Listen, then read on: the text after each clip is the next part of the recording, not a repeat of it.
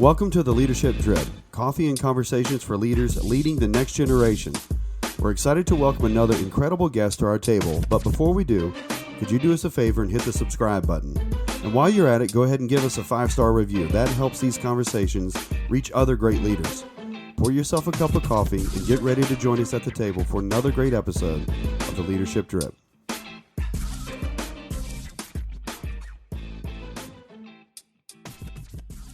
Rob, welcome back to the table here at beautiful Lee University, and the leaves are slightly changing. So is the weather. The weather. Oh, I'm in a sweatshirt today. Hey. Right. Well, I'm still in a t-shirt. Okay. Because my body core is nuclear. Well, I was told that this is what I was told by young adults, since we talk about young adults. Yeah. Hoodies are out. No. Crew necks are in. Really? Yes. This is fashion tip 101 for fall 22. I'm still seeing a lot of the hoodies. Are we talking about V-neck sweatshirts? No. Just a straight crew neck sweatshirt. Crew neck sweatshirt. Okay. Yeah. Logo-based crew neck sweatshirt. I can't keep up. These are your fashion tips we're getting, and I don't know why we want this conversation, but we do have somebody fashionable. It's somebody awesome on the show. Incredible. All the way from Colorado Springs, our friend Natalie Runion, who goes by Raised to Stay on the Instagram. Yeah. You're tracking with her. Her Instagram is just killing it. The content's amazing. So she's out in Colorado Springs with her husband, Tony, and their sweet daughter. She's on staff at New Life Church. One of our good friends was there for a long time. Glenn Packiam. We had him on the show. And she's the pastor of women and creative pastor of the family ministry. And her first book is coming out in June of 23 with the same title, Raised to Stay. Love it. Natalie, welcome to the show. Thank you guys so much. It's an honor to be here with you. Okay, so as a Coloradian, did I say that right? Coloradian? That's Coloradian. Is that right? I'm still trying to figure it out. I'm 6 years in. I don't really know. Okay. All right. So are you into the crew neck sweatshirt, or that what we're talking about? Yeah. Or the hoodie vibe? Like, what's your vibe here? I'm a 90s kid, so I'm going hoodie all the time. Oh yeah. I just feel like the hoodie is just my home. So that's where I'm going. So cozy. It is like the jam. Right? Yeah. I like it. I'm a hoodie guy. So before we started talking, and as we sort of connected, we realized we're all part of that same tribe denomination. Yeah. We won't name it, but everybody knows what it is. Well, it's Church of God. If you listen to the show, you know. Yeah. So I got to ask, this is the question I had, because immediately I recognize you're kind of same generation. Now at camp, did you guys have mixed bathing? Is that what they called it? Oh, no. Actually, in the Church of God camp that I went to, there was a huge red fence that circled the swimming pool at camp. And the boys would go up to the game room and try to sit on the roof to peek over at us in our Speedos, which we might as well have been in dresses at that point. So it was just to get a gander at us in our Speedos, because let me tell you, that was something to see. For those of you who come from a different faith tribe, the mixed bathing was where boys and girls were not allowed to swim together in the Church of God. Since we're into this, you'll appreciate this story. Okay, since you brought up the topic, we're already off. Pretty off topic. I don't care anyway. Yeah. It doesn't matter. So I became a Christian later after I got out of the Marine Corps, right? So there's that piece of the reality. Didn't grow up in church, got saved in a Church of God church, was going to go on a mission trip with another church. And the pastor of my church told me I shouldn't go. And I asked why.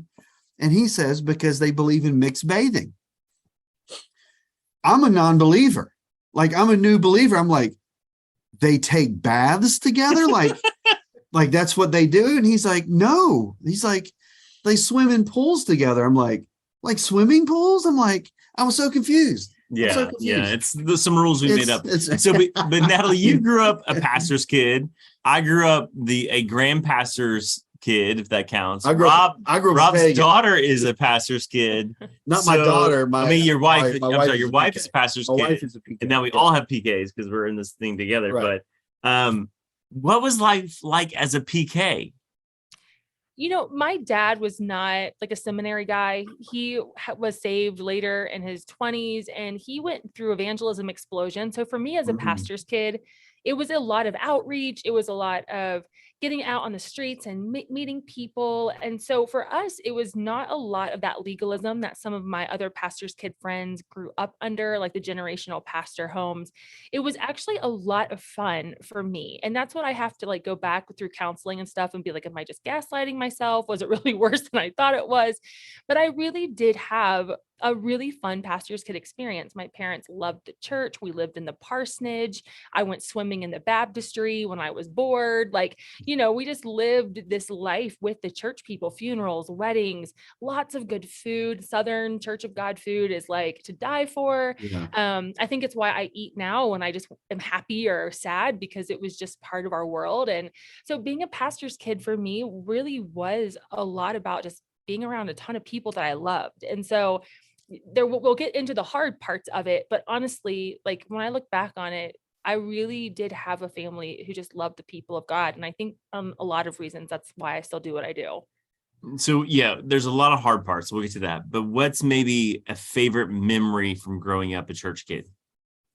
I remember summers being my absolute favorite because we had camp meeting, camps, summer revivals. We got in the bus and we did parades for like the 4th of July and Memorial Day and Labor Day. It was just everybody, all hands on deck. We go to Taco Bell at midnight, like every night after youth group. There were bonfires and pig roast, and things went wrong. Like we burned the pig one year and there was a giant fire in the field. And, there are things that, you look back on and you think that was a really weird thing to say that was fun when you were in high school. But I mean, I really did grow up with the best people, and the summers were just back to back, just excitement and events. So I think it's an interesting caveat, because I didn't grow up that way, obviously. And my wife did, and she was at every camp. Either she was working camp or attending camp. And so I know that, there are lots of pluses and minuses, but I think one of the things that really instilled, at least what I've seen from her in her conversation, is an overwhelming sense of connectedness to people, right? So even like today, what General Assembly is. You grew up Church of God, so it's like the biannual, business meeting for the entire denomination, right? Even today, like all these years later, when we go to General Assembly, she's still seeing people that she knew from camps or from, college or whatever. And so I think that's a really cool component, I think, that we undervalue, maybe not just denominationally, but maybe even kingdom of God wise, like what those connections create for us. And so I'm glad to hear that, there was that positive experience for you. Yeah. And I think too, when we are, and raising my own pastor's kids now, when we teach ourselves and our kids to love the people first, then our position comes secondary. And so we kind of are willing to do anything because we just can't wait to be with the people. And I think that's what, when I think about it now, when things get hard and I think I should just quit, I don't want to keep doing this, it's really the thought of leaving the people or not being connected into the family of God that holds me rooted. Yeah. So you mentioned before we got on the air a little bit of the struggle your dad faced. Church is hard. Church work is hard. In watching that sort of take place, and your whole platform now is you're raised to stay, and you're trying to encourage people to stay involved, stay connected to the body of Christ, stay connected to the local church. Was there ever a moment in your own journey where you're like, I'm out, deuces, I'm done? Yeah, I mean, we talked about it. We would have technically been graduating from the same class of Lee in 2002 had I gone to Lee.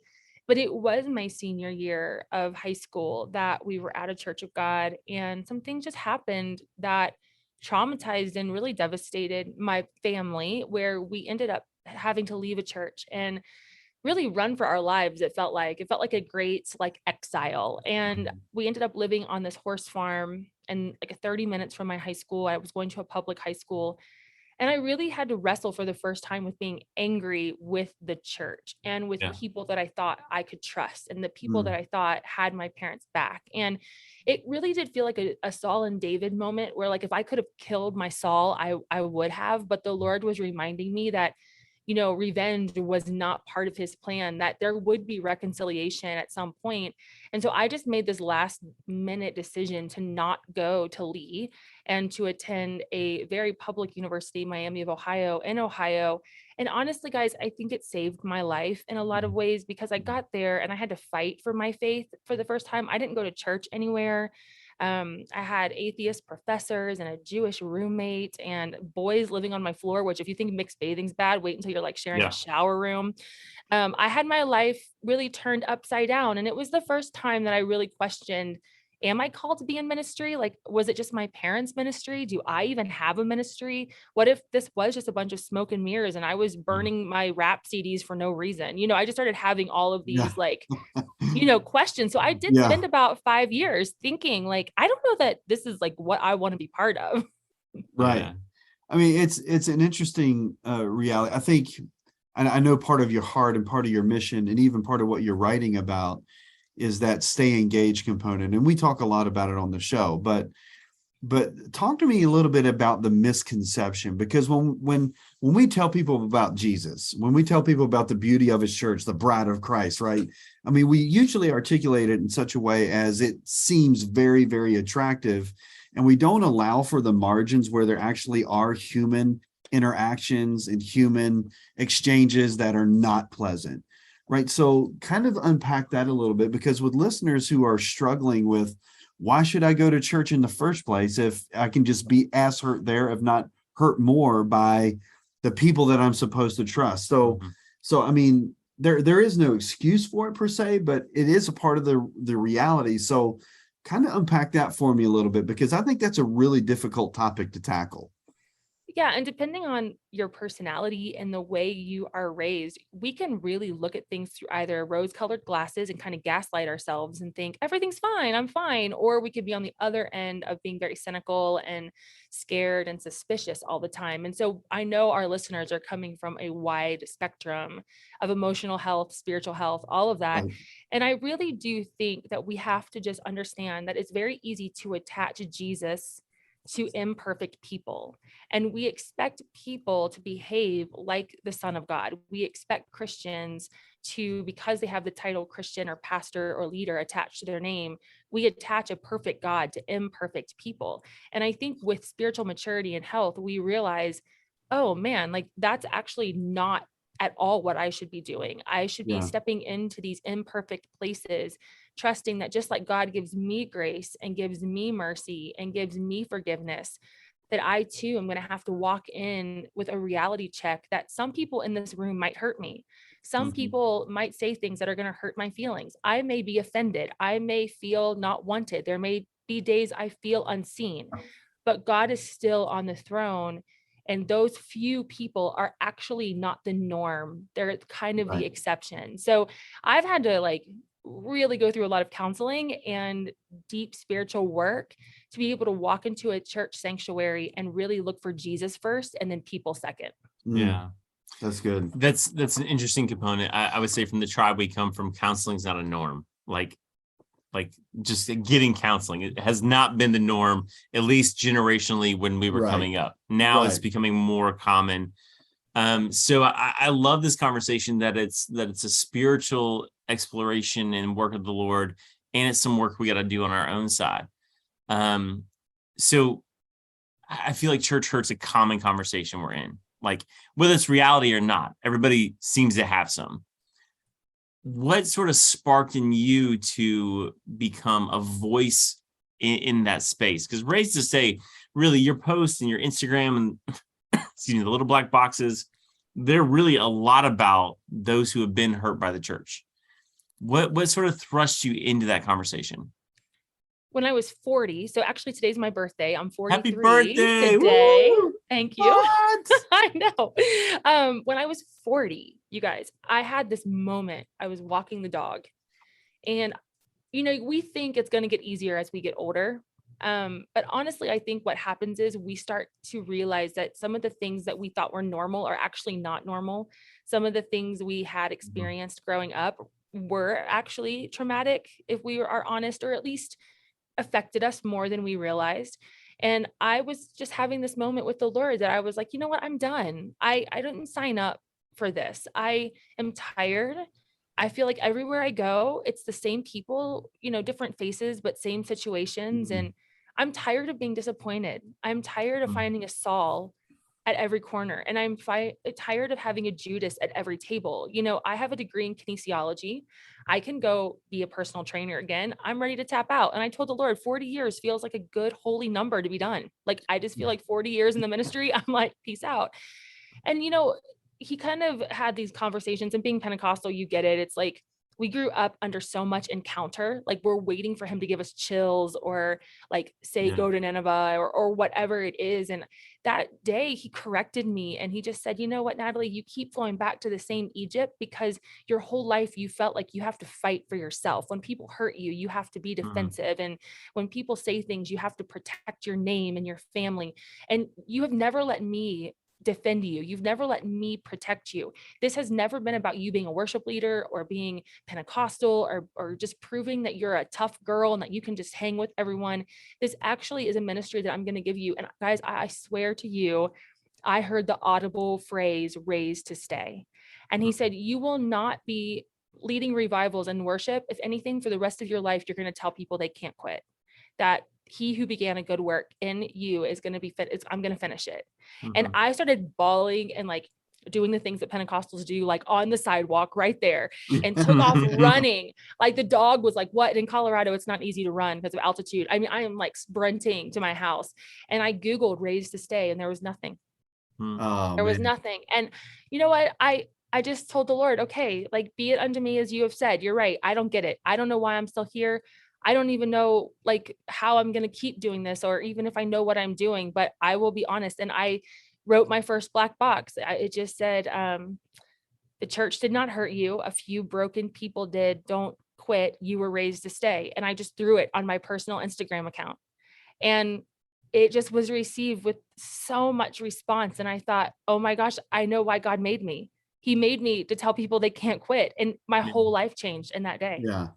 Man, that is so cool. What a great story. Your Instagram is like, it's like speaking my language. Yeah. Like there's some of us who speak that language.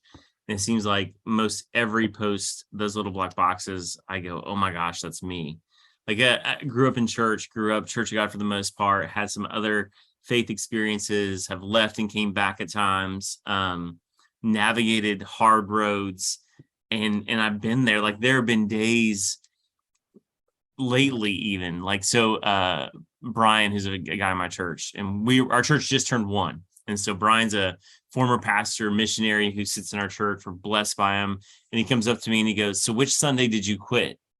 And I was like, it was Halloween Sunday, when everybody went to the block party and didn't come to church. And there's like 12 of us, in this church plant. I was like, I quit that Sunday. And he goes, and you got back up Monday and started again? I said, exactly.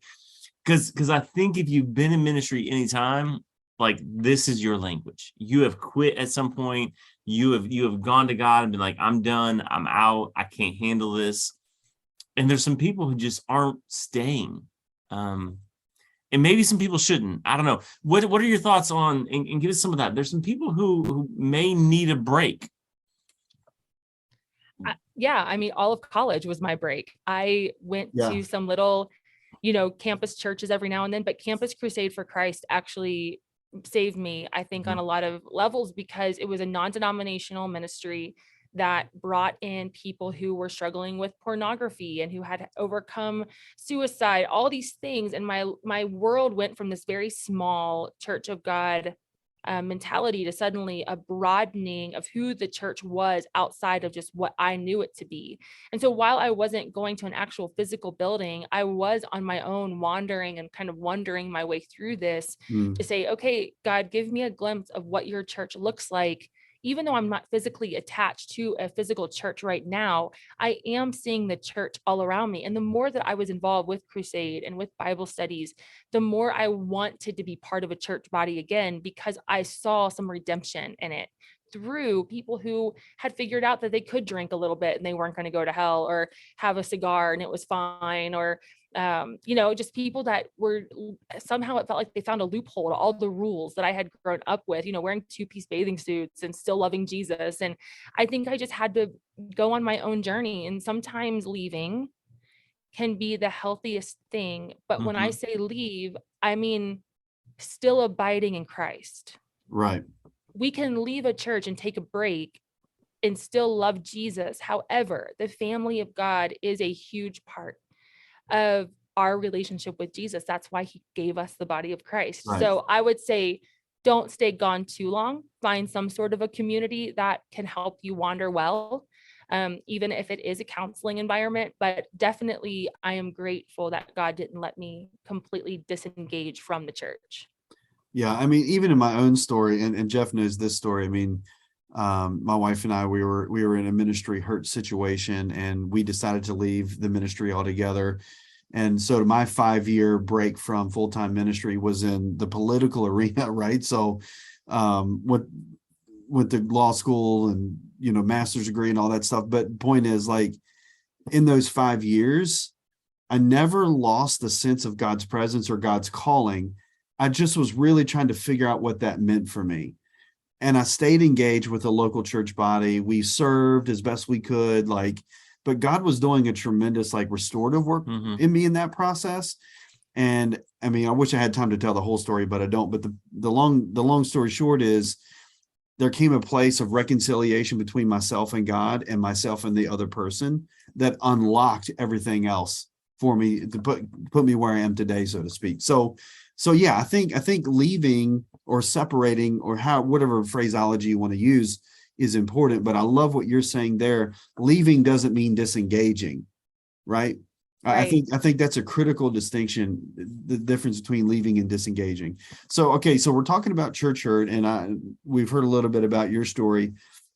Now that you're really kind of pushing things and getting traction, having conversations, how are you helping people or young adults determine between what is church hurt and what is just perceived hurt? Because I think there's a distinction. Now, I value everyone's perspective. I get it. So they perceive it as church hurt, but there's also a maturity conversation in there. Just because somebody corrects you, or just because somebody says something harsh to you, or just because somebody says, whatever, right? The point is, that doesn't necessarily qualify as church hurt. That just may be some growing pains and maturity pains. So how are you helping people kind of distinguish between those two things?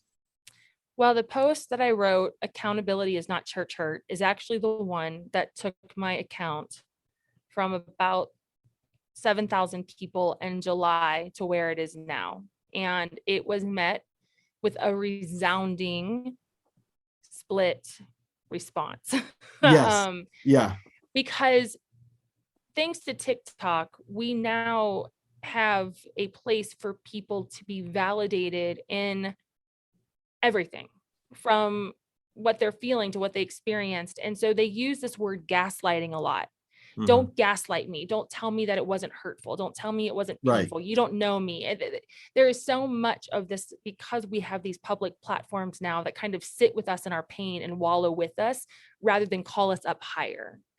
And that post was not to disqualify anybody's pain, but what it was a wake-up call that we have to be really careful when we use the word church abuse, that we don't actually take away what that really means to people who have been sexually abused, raped by youth pastors, whatever. I mean, been in pornography situations. We cannot use that word abuse just flippantly, because then it really does devalue those who have gone through some of the most horrific pain that a person can go through.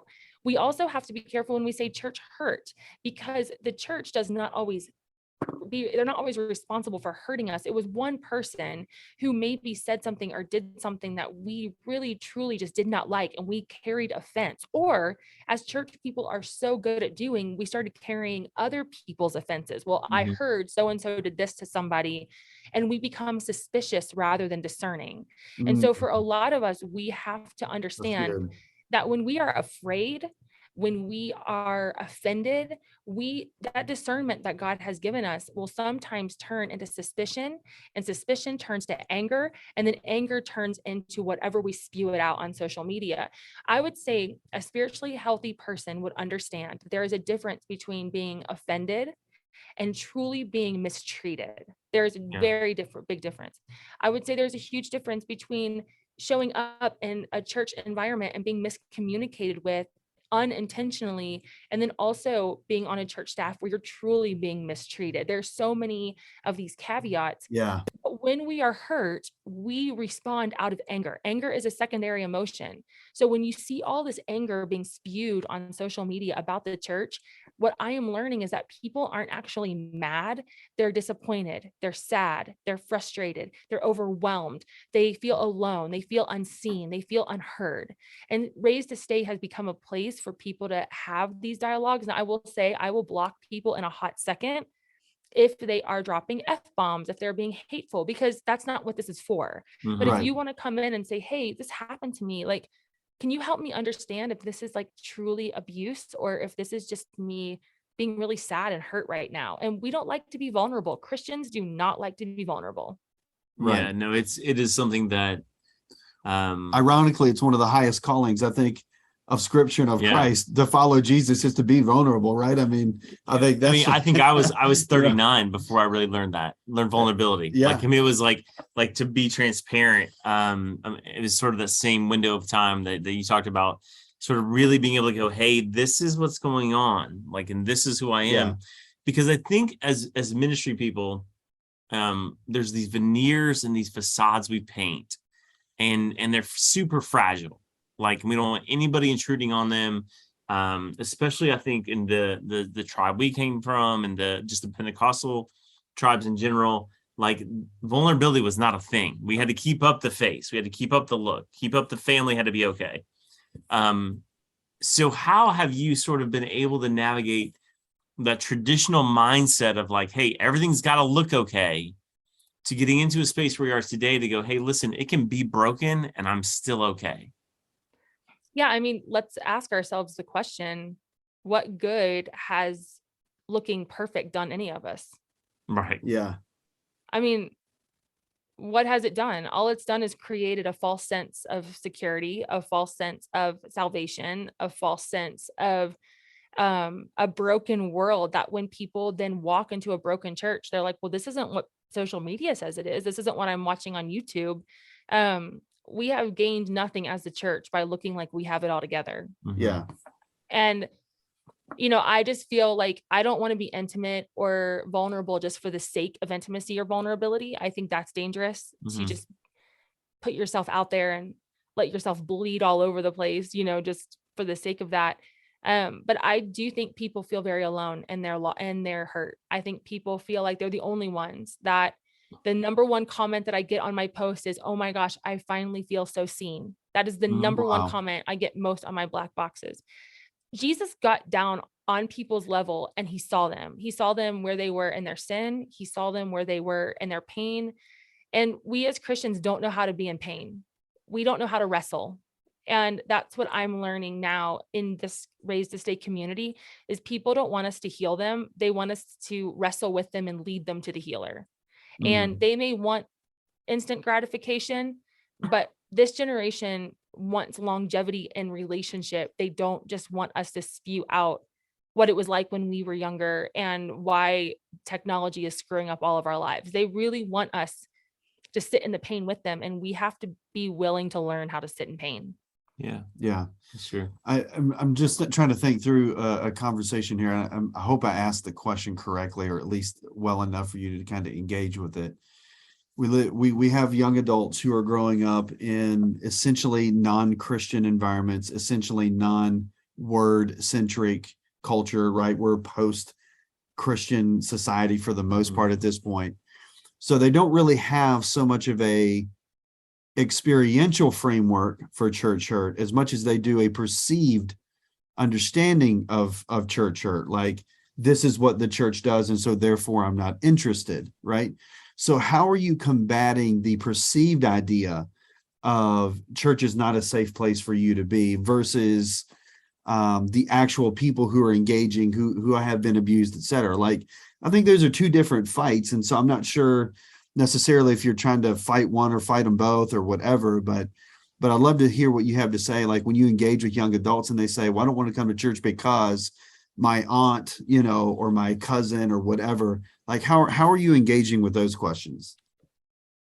I just turn everybody back to wonder. I just think, I wonder what has made that person feel that way. I wonder why they think that all churches are bad. I have to go back to a sense of wonder and not try to fix people. I always say that prodigals aren't projects. And one of your questions here was like, what did you learn in college that, you don't learn in seminary? And Right, and I right. think that's one of them, is that people are not projects. And young adults certainly know when we are patronizing them. They know when we are just giving them the easy answer. And our pastors here say that trust is earned in drops and lost in buckets. And I really do believe with this younger generation that they are looking for people that they can trust, who can handle their questions, who aren't going to just push them off to another leader, who are going to sit with them in the political debates and sit with them in all of their theological questions. You're right. We lack a generation that has experience and encounter, but we also lack one that has formation. They also don't understand the formation of the Bible and the biblical principles behind how we're supposed to turn the other cheek and how we are supposed to heap coals on the heads of those who have hurt us. It's just, there's so many things that in formation we're missing. And so we have to be willing to, first of all, ourselves have encounter and formation with the Lord. But second of all, be willing to really teach and not just push off a bunch of hot takes. This generation is living off hot takes, which is why on my black boxes, I always attach a scripture to them, because man cannot live on hot takes alone. Right. So we have to, with this generation, not just push them to the Bible, but live it with them and show them a Jesus that they are desperate to know. And I love that thought. I literally posted yesterday, this generation, the next generation is not taking sound bites as sound doctrine. I think they know they deserve better than that, right? So this hot take theology or this hot take understanding of faith or Jesus or whatever, it's not sufficient. You know what I'm saying? I think that's such a key point, which as leaders, should scare the stuff out of us, because we can't just passively perform anymore like we were accustomed to doing, being successful, whatever that means, or being effective and whatever that means. I think it's requiring of us things that make us as leaders very uncomfortable. And so there's an adjustment on that side too. Absolutely. And you guys, like, we were not taught how to disciple. We were not taught how to mentor. Wow. We are this like hidden generation. Yeah. We're this bridge that has served as the bridge between the baby boomers and traditionalists. And now these Gen Zers, we're over here as this bridge, and we haven't complained about it. We haven't really been super like mad that we've been overlooked for some things because people want the next hottest and brightest thing. But what we do find out is that we are starting to step into places of leadership, and we haven't really been taught how to disciple the next generation because nobody really invested into us. They were so busy holding on to their empires. And I'm going to be honest, there's some denominations that are going to have to decide if they're going to be a nursing home or they're going to bring revival.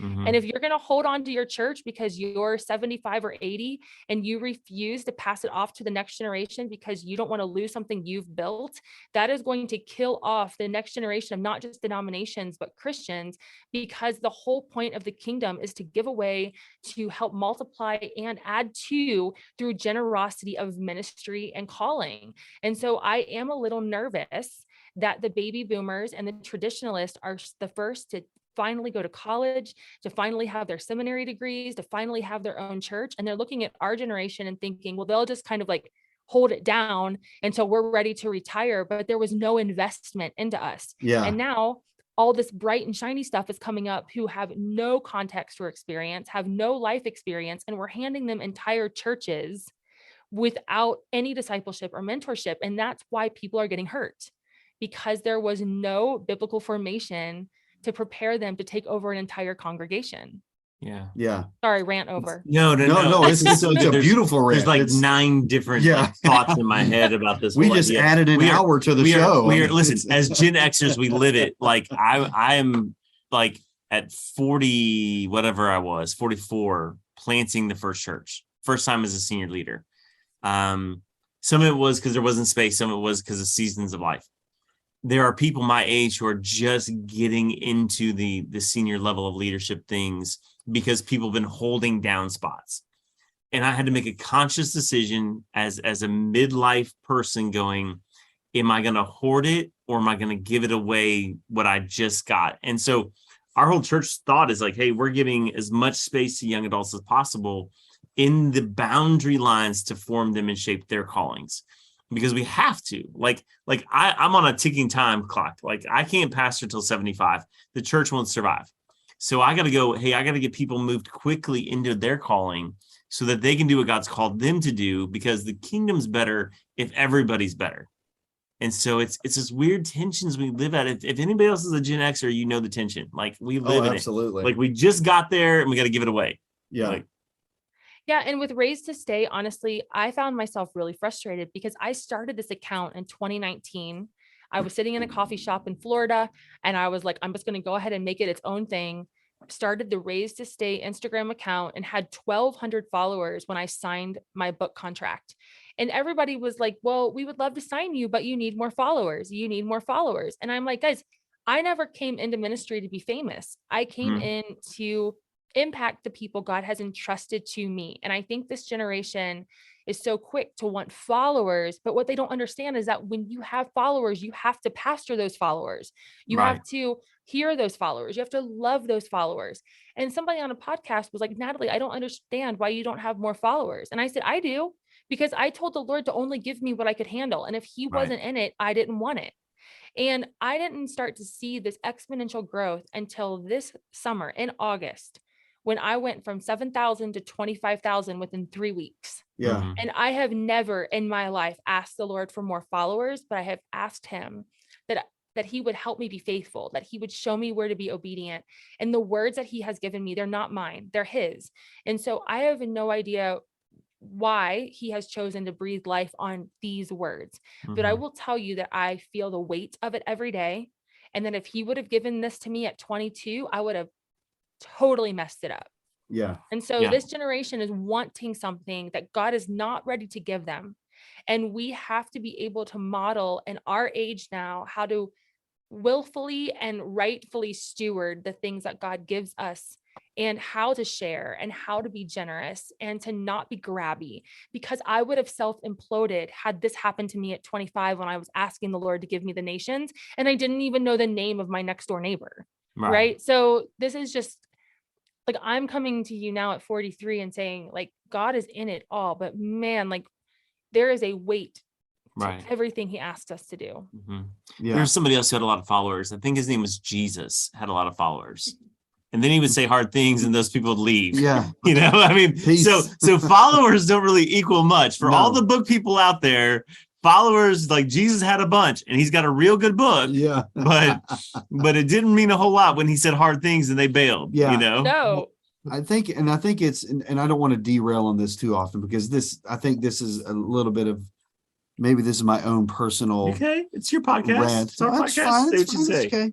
But I think it's part of the frustration that we see with our generation. It's like, and again, some of our very closest friends, 25, 26, 27 years old, 30, 40,000 followers on Instagram, getting book deals to write about content which they've not actually been able to live out.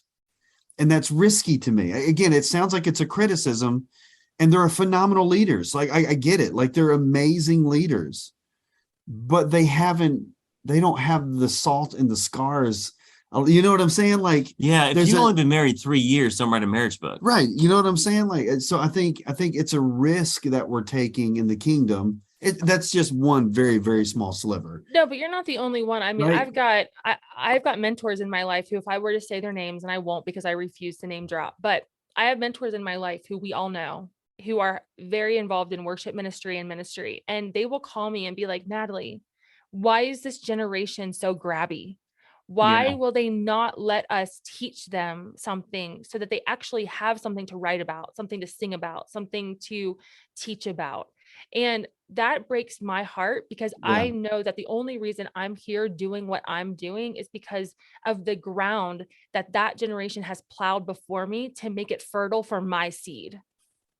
And I don't want to ever be ungrateful for the things that the generations before us have done that have taught me how to be in this space right now. Yeah. And I just think if we're not careful, we're going to raise up a bunch of really temperamental babies who just think they can get what they want when they want it.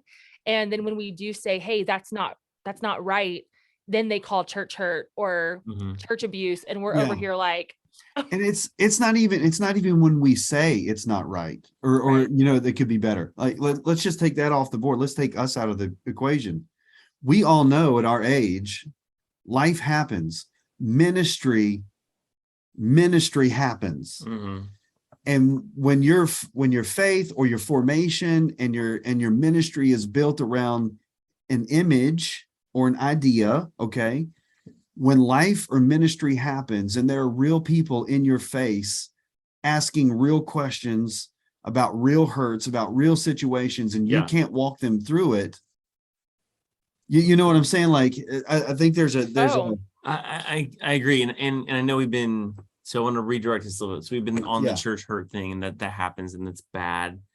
We also sit with some young adults that we love dearly. Absolutely. Who drink everything we say. Absolutely. Like they want to be mentored. They want to be taught. Hungry for it. Some of these people that I think come to mind are killing it right now, doing great things because they've been willing to sit with people. Right. Because and I think that's the delineation distinction that we're seeing. People who are seeing not just success. Success is a moving object, but impact, kingdom impact, right, are the ones who sit with us and go, hey, here are my mentors. Here are the people pouring into me. Here's what I need to know. Can you tell me who to go ask? Yeah. Like, so there's a delineation that there's some wins in the generation of people who are willing to sit and be invested. Now, I love their zeal because they don't sit with it long. Yeah. Like as soon as they get it, like they're sharing it and they're giving it away. But there are those leaders we know who are willing to be invested into. I think they're the outliers, the ones that will hopefully be able to stay and last. We're at the time of this recording, probably 100 or just over 100 episodes. It's maybe 100, right? I think. I cannot think of a single leader we've had on this show under the age of 30 who did not tell us that mentors were the critical. Oh, it's in every conversation. We're a critical piece of their formation, right? So for the young adults that are really engaging and submitting themselves to not just older generation, but other leaders who are just a season ahead of them or a couple seasons ahead of them, those are the ones that I think that are really, really getting it. You know what I'm saying? I think of the conversation we had with, and we will name drop because he was on our show, Sam Chand, if you know Sam, who was like mid-60s when we talked to him. Yeah. And he's like, I have 12 mentors in my life currently. Like you're never done being shaped. Yeah. Yeah. Like you and I, we're not done being shaped. There are people in our lives currently who are shaping and speaking into us. Trust me, at my age, my shape is changing, bro. It's hard to find the shape, bro. Bro, it's the shape of a cookie, I think. I'm like, listen, we can separate. We don't have to mix bathe anymore, people. That's good. We can all stay separate. We fought that fight. yeah, that fight's done. And it's why I always say, like, sit with the wise, not the popular. Because I think that we do go into big churches and we see the names and we see the lights and we see the platforms, and gosh, God gives us grace for all of the positions that he puts us in, but to really find the sages, to find the ones who have lived 20 years ahead of us and are still in the on the fighting field. And I remember when I was praying over who would write the foreword for this book, which I can't say yet publicly, but the Lord said, not a celebrity, a general. And do you know how hard it is to find people in their 65 and over who are still here and don't have some scandal attached to their name, or like are now off, like, doing something completely different.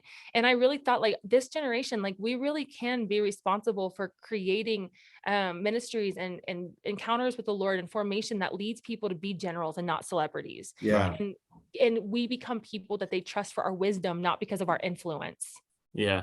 Natalie, I want to sort of end on some wins here. So you've had Braids to Stay now. It really took off this summer. I'm sure there's lots of people going, oh, I feel that. What's been maybe a story or two where somebody is sharing a win where where they have stayed? They've been hurt, they've had the harm, but they chose to stay and they saw God's blessing out of it. Is it okay if I give you my most recent one personally? Yeah, absolutely. Yeah. So last August, the very church that we were so hurt by my senior year of high school, they are now pastored by someone who was in my youth group at the time. Mm. And last July, they called me and they said, Natalie, would you come lead worship for the 100-year anniversary? And I didn't even know what to say because I haven't been there like since, really, Yeah.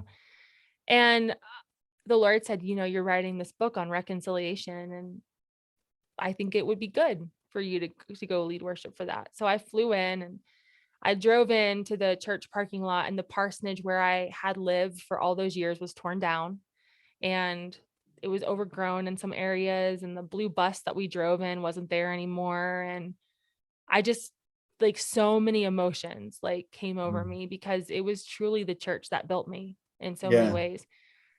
And I walked in the side door where I'd always walked in to go play the piano and do everything when I was little. And it smelled the same. It looked the same. And I walked into the sanctuary, and it was like time had stood still. And on the platform were all of these people who had been part of my life at some point.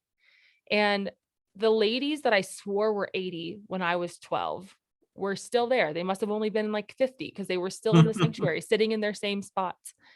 And I get up there to lead worship, and the new pastor gets up there and he introduces all of us who are on the platform. And he said, this is Natalie Thomas, now Natalie Runion. And you hear this like kind of audible gasp in the sanctuary.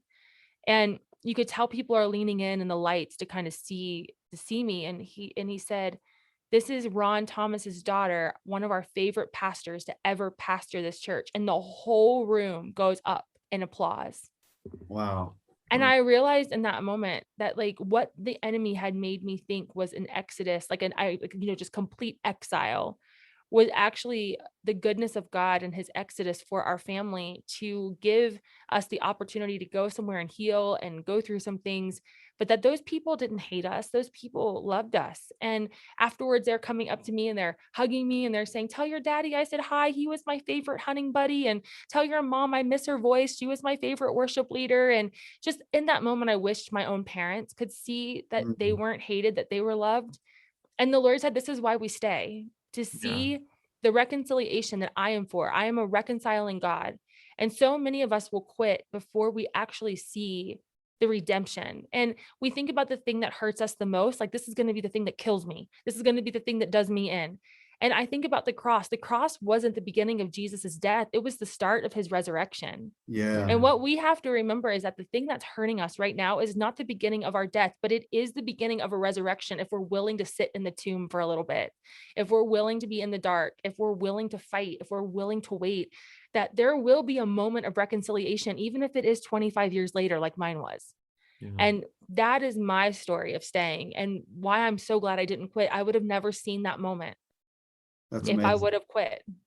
That's so great. Yeah. Man, I love your story. I love what you're doing, not just on Instagram, but I think what you're doing for the kingdom in general, because I think this is such an undeveloped, untalked about conversation that just needs to happen. Yeah. It needs to happen. It just needs to happen. So I mean, I'm so grateful for you and for what you're doing. We do have the last question that we ask on the show, which you kind of referred to earlier, and I want to ask it. I kind of feel ask it again. And I want to ask it again. She got another answer. Ask it again. I want 2 more hours of conversation. We'll cut the recording. We'll cut the recording. We'll keep talking. So, okay. But for our listeners out there, our final question is, something we ask every guest on the show. So what is one lesson you learned in the classroom? I'm sorry, in college that did not take place in the classroom?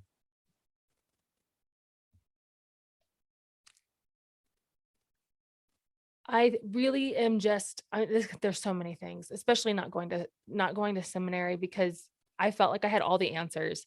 I think the thing that college taught me was that we're always going to be learning from each other, from situations, that we've never arrived, that there will always be something that God wants to teach us. And we have a urgent responsibility to be teachable, and to let him finish that work that he began in us. And it is going to take every ounce of our pride. We're to lay it all down at his feet to know that none of us have arrived. But when we hear, well done, good and faithful servant, that's when we stop learning.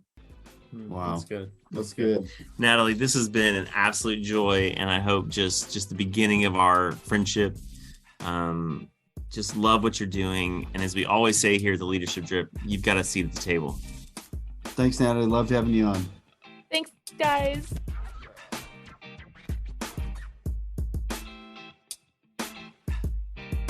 Thanks for listening to this episode of the Leadership Drip. If something from this episode helped you lead better, then share it on your social media and tag us. If we see it, we may share it to our channels. We appreciate you taking time to join us, and remember, you always have a seat at the table.